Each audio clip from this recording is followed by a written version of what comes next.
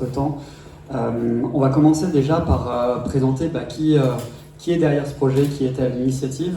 Donc nous sommes collègues de travail au quotidien. Nous sommes 3. Aujourd'hui, Steph Cruchon n'est pas là parce qu'il est en déplacement à l'étranger.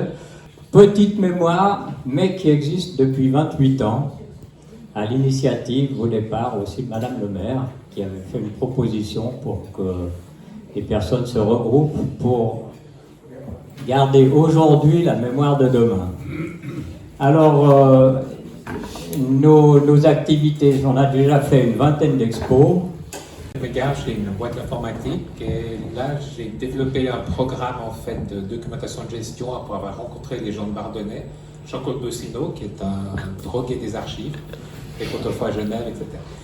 Donc ce logiciel est fait pour être très facile d'utilisation, ça permet de stocker les documents d'une mémoire et on l'a affiné, ça fait 2 ans maintenant que ça a commencé à Bardonnay, 3 ans, ça a commencé à Bardonnay et on l'a affiné pour être le plus facile possible à utiliser. Pour les mémoires, c'est toujours difficile d'utiliser des programmes du commerce qui peuvent être chers, etc. Jean de la mémoire de Verrier, je représente Jean-Denis Duriot qui n'est donc pas présent mais qui m'a laissé un petit texte.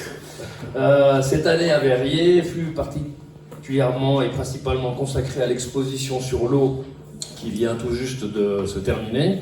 Nous y avons abordé divers sujets comme la nappe phréatique, les Magdaléniens, le réaménagement de la source d'Aigues-Noires, la fontaine Jules César et la vision de petits films fournis par les SIG sur les dangers de la pollution des eaux. Pour le moment, c'est tout bon, donc continuez comme ça. Comme vous l'a dit Alex Descotes, un vieux c'est un jeune qui est beaucoup plus jeune depuis beaucoup plus longtemps. Il a parfaitement raison. Alors, la mémoire de Satigny. Vos voisins, la mémoire de Satigny, je l'ai fondée avec mon ami Feu Ardent, qui était un des fondateurs de l'hôpital de la Tour, et avec qui nous avions écrit Du temps où les animaux parlaient, un bouquin sur Satigny.